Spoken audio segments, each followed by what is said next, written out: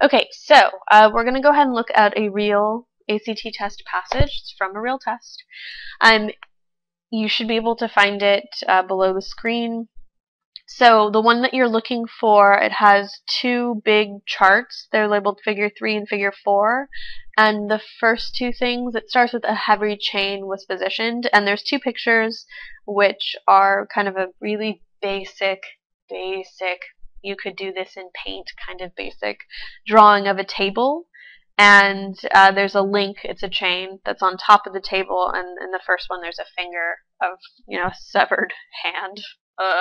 There's a hand, a floating hand, that is holding the chain down.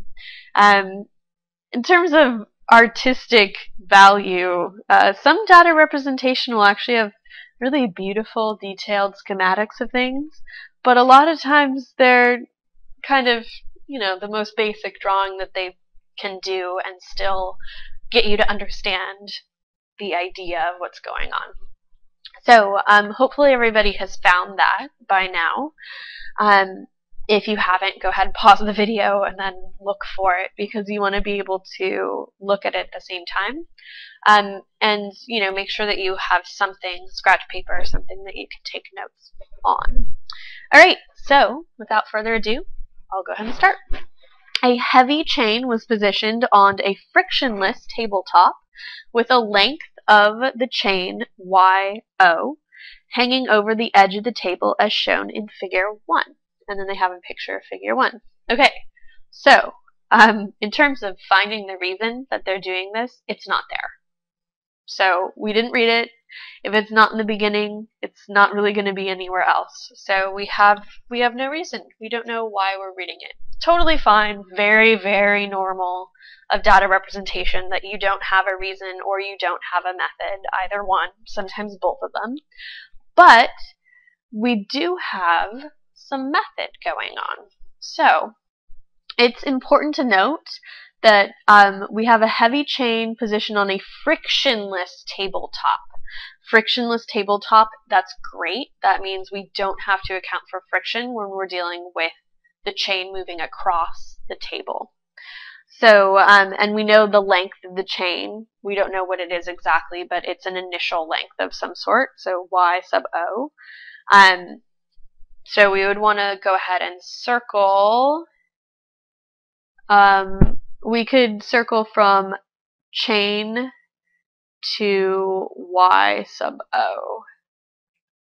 So chain to Y sub O. The important part is that it's a frictionless tabletop and that we know the length, and that's Y sub 0. So you could also circle, if this is easier for you, frictionless tabletop and Y sub 0, or chain Y sub 0, so that you know what Y sub 0 is relating to. Okay, so then we have a picture. Pretty self-explanatory. There's a chain. Somebody is holding it in place, and part of it is dangling over the edge of a table. Alright, so that's figure 1. Then moving on, the total length of the chain was L. When the chain was released, it slid off the table as shown in figure 2. Okay, so you have a chain, you take the finger away, and the chain falls off the table. Makes total sense. You could do this experiment at home easily by just taking anything. It doesn't even have to be a chain. As long as it's heavy enough. That's why they said heavy chain, by the way, because if you take a shoelace, for instance, you're going to have it dangling off the table, much more of it dangling off the table for the rest of it to come off. So heavy chain indicates that you don't have to have that big of a length off the table for it to fall. Okay, so we have a chain on a table and it falls off. Great. That's our experiment. And so we also could circle that L is our total length of the chain, because that's going to be important. Alright, so the next part, and it's kind of weird because it seems like you should continue reading, kind of the fall time part, but we also have table 3 going on. It gets a little bit weird, but you do want to read the passage, and then we'll deal with table 1, figure 3, figure 4. So the fall time was the time required for the chain to slide completely off the table. The fall time is graphed in figure 3 for a fixed L and various YO, so initial, pieces off the table, on the surfaces of Jupiter, Earth, and the Moon. The fall time is graphed in figure 4 for Y sub 0 of 20 centimeter and various L on the same 3 surfaces. The acceleration due to gravity at these surfaces is shown in table 1. Okay, so now we've got a little bit more method going on. We're looking for fall time. So actually fall time is kind of our reason. It's about as close to a reason or a purpose for doing this as we have. Again, you're not going to find one, or you're going to have to kind of stretch to find one. And then in terms of the rest of it, it tells us that, we use various different ones on the surface of Jupiter, Earth, and Moon. So we'd want to go ahead and circle the planets, and also Y sub 0 equals 20, because that's the next piece of information that it gives us. Okay, great. So let's go ahead and we will, asterisk for table 1. So if we look at table 1, we have planet/moon. So we have Jupiter, Earth, Moon, and we have acceleration due to gravity at the surface. So as you can see, we start with Jupiter, which has much faster acceleration of gravity than Earth, then the Moon. So what you'd want to draw is like an arrow of some sort, but basically we have decreasing acceleration in table 1. Okay, so that's all it has. It's pretty, it's pretty simple, but we're going to have to use that information later on. So figure 3. Okay, so now we have a key. Like I said, complex figures have a key a lot of times. Moon is a plus, Earth are little black squares, and Jupiter is a white or non-filled in diamond. Okay, so we're looking at fall time in seconds, which is good because acceleration has to do with meters per second squared. And then we have in centimeters our initial piece of the chain that is off the table. Okay, so as you can see, the curves for all of them are pretty similar. Jupiter's is less steep, less obvious, but it's the same basic idea between Moon, Earth, and Jupiter. However, the big difference is that for the Moon, which we already know its acceleration is much smaller than the other ones, we have a fall time that starts out, pretty long, almost 2 seconds, and then it quickly moves down to below 1 second when we move from 10 to 50. So our Moon has the longest fall time. So we've got Moon equals slowest. So it takes a long time for things to fall off the table when there's less gravity. Makes total sense. So Moon is the slowest, and Jupiter fastest. Cool.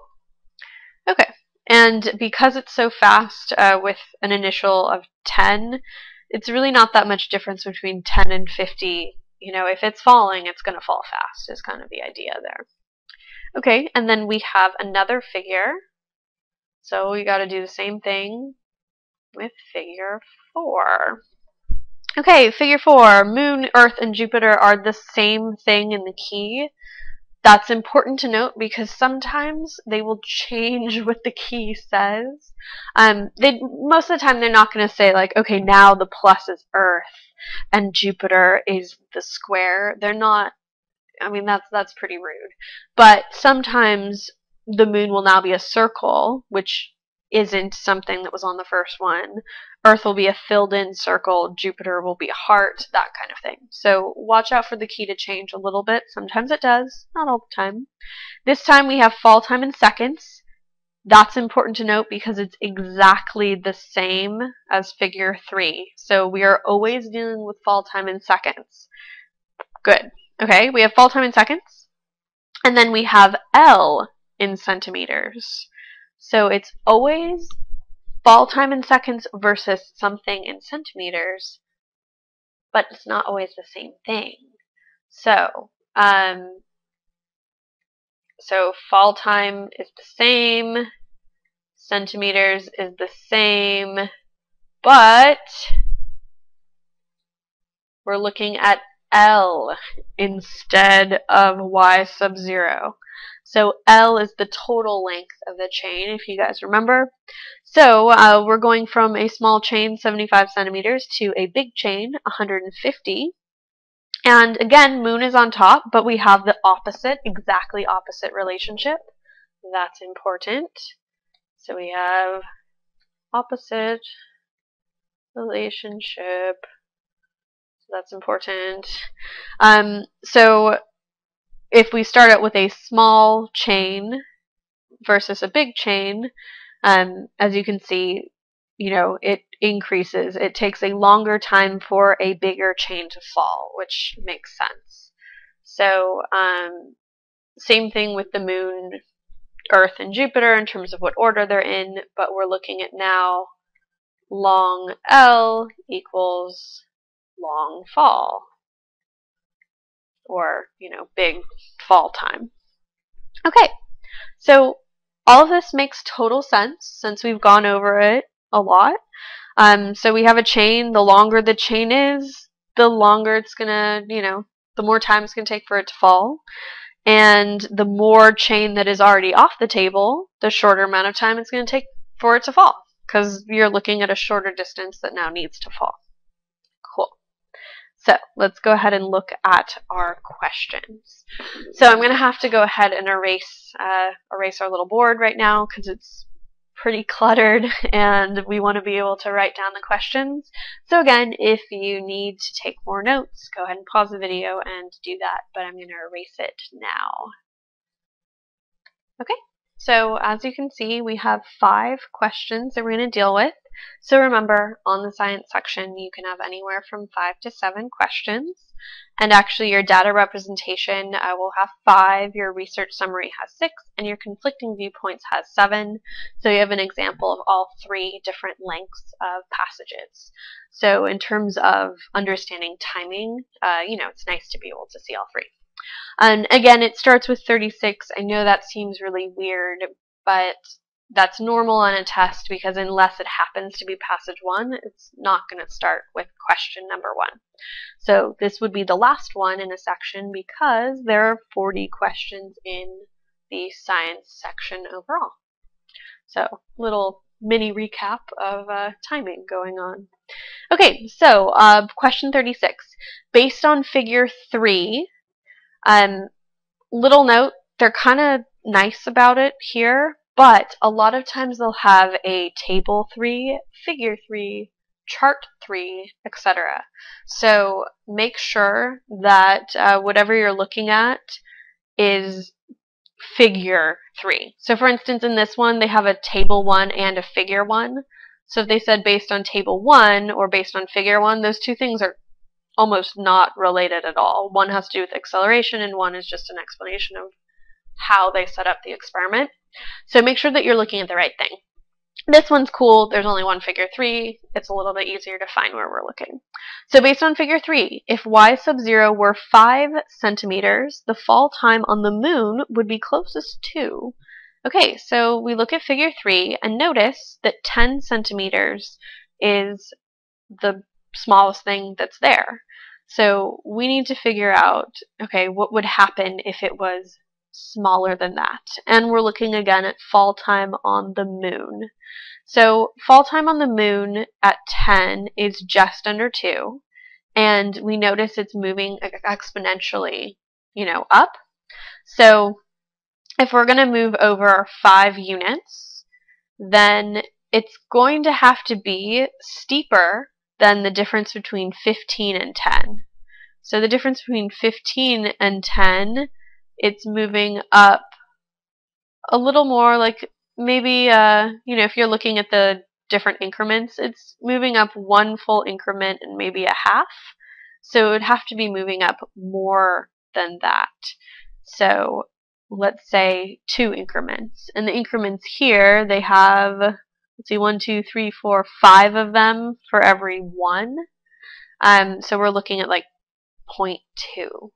So if we're moving up, let's say 0.4 from where we are, which is maybe 1.85, something along those lines. So if we're moving from 1.85 up 0.4, then we want to be, in the like 2.3, 2.4 sort of region. So if we look at our answer choices, aha, they're actually really nice. So they give us 0.4, which is moving in the complete wrong direction, 0.8, still wrong direction, 1.9 is basically where we are right now, and then 2.3. So you know that it's more than 1.9, so 2.3 is your best answer. A lot of times they'll be really nice when something is going off the chart. They're not going to ask you exactly what it is. So for instance, it would never have the answers 2.2, 2.3, 2.4, and 2.5 because it's pretty hard to figure that out. Like, you can approximate it, and we approximated and said, 2.3 to 2.4, something around there, depending on what exactly the plus is at. Is that 1.9? Is that 1.85? It's kind of harder to see.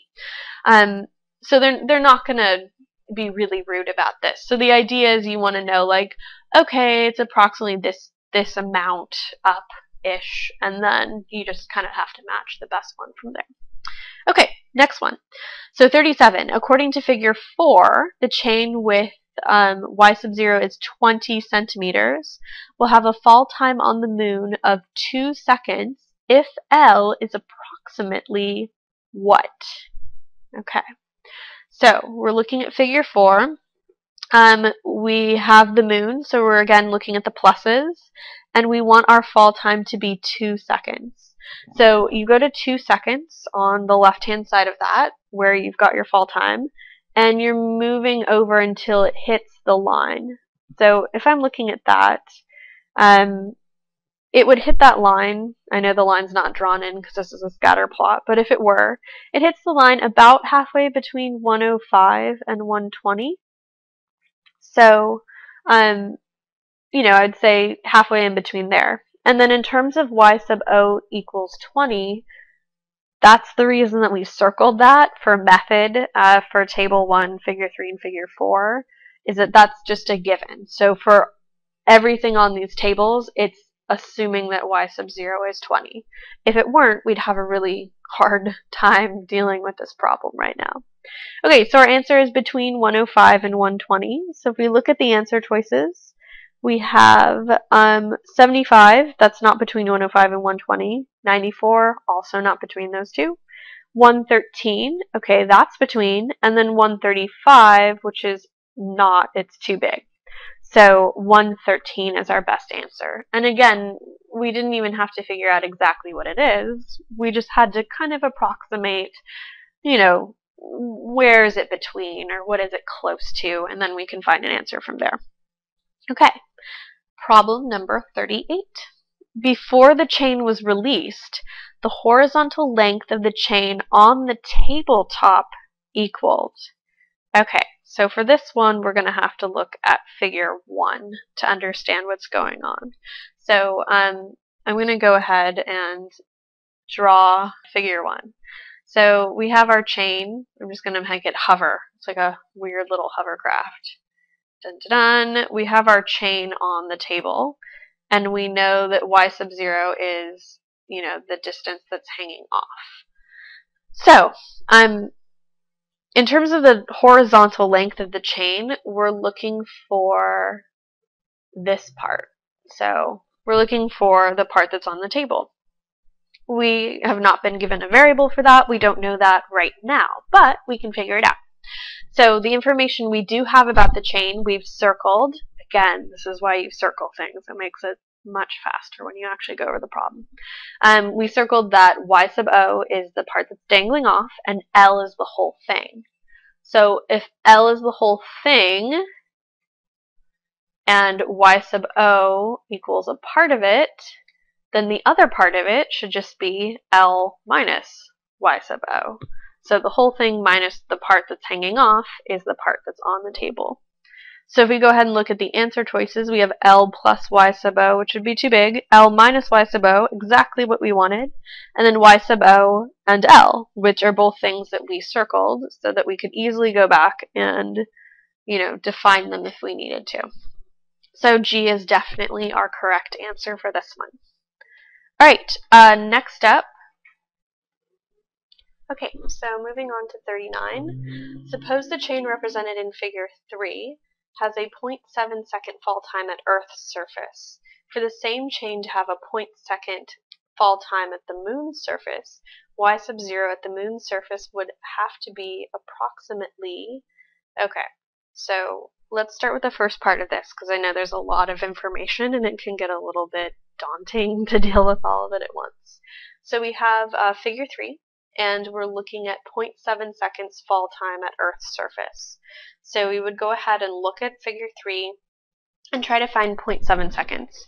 So remember, each of the little, marks is about 0.2. So we'd go up 0.2, 0.4, 0.6, and then halfway in between. And we're trying to find Earth.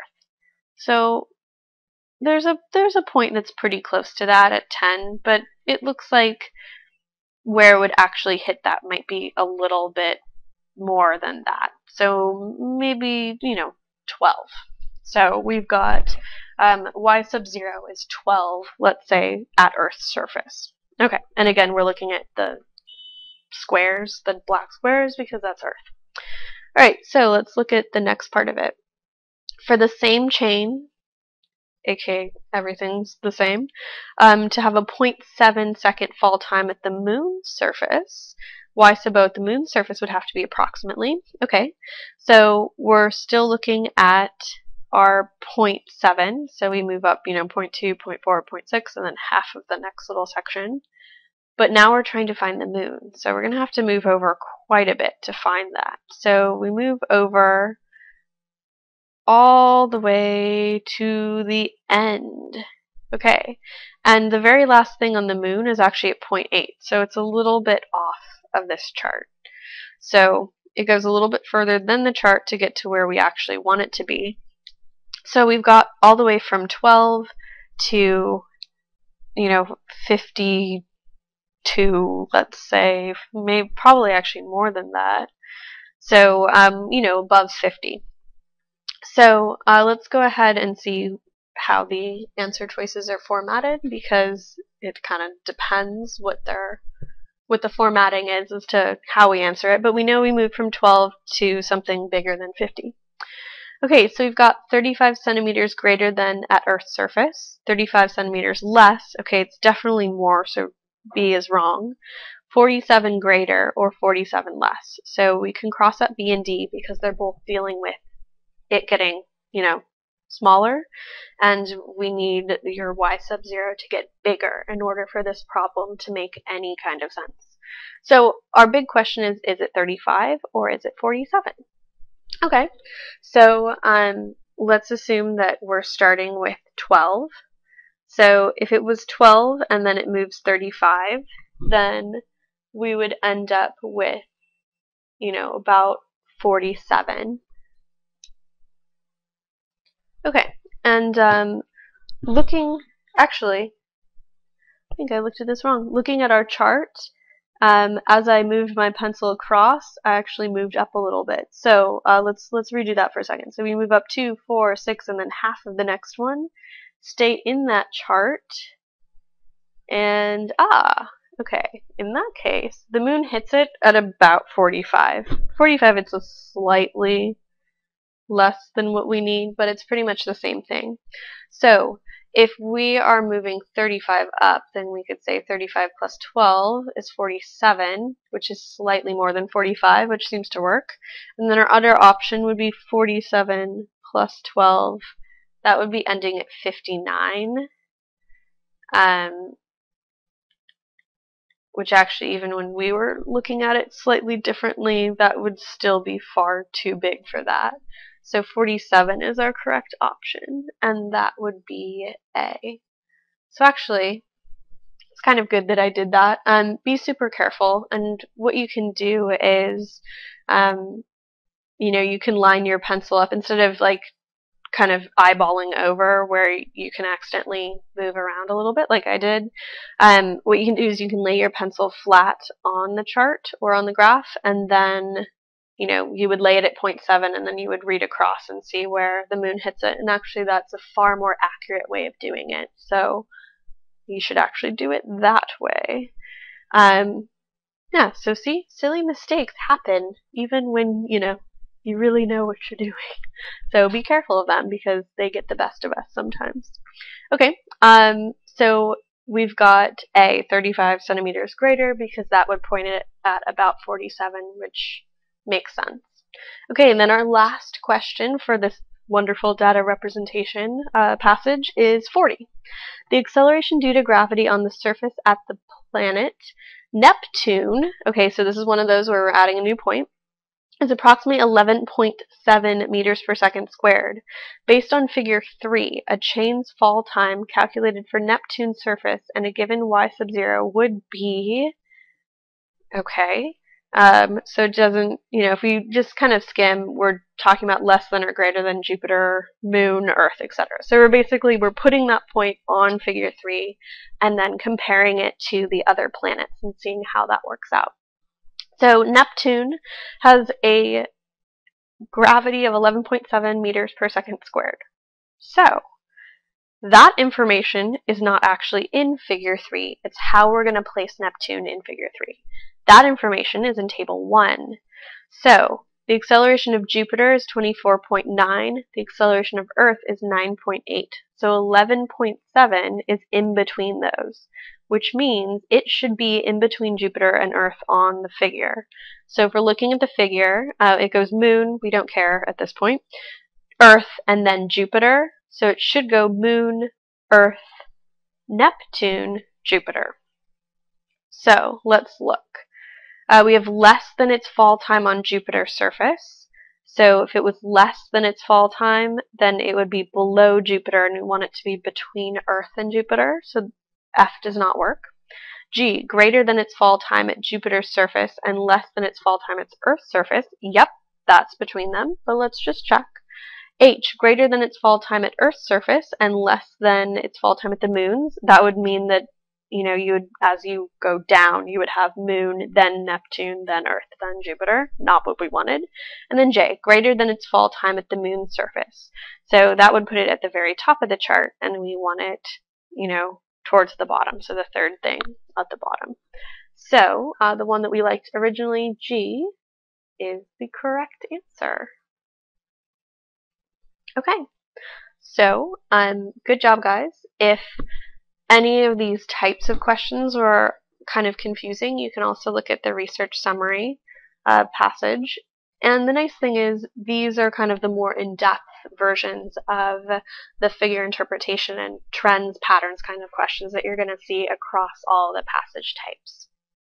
All right, so next up we're going to be talking about conflicting viewpoints, which are going to be a lot different from the last two videos that you've been looking at. So kind of a breath of fresh air. Okay, great job everybody dealing with that tough passage, and we'll go ahead and look at conflicting viewpoints.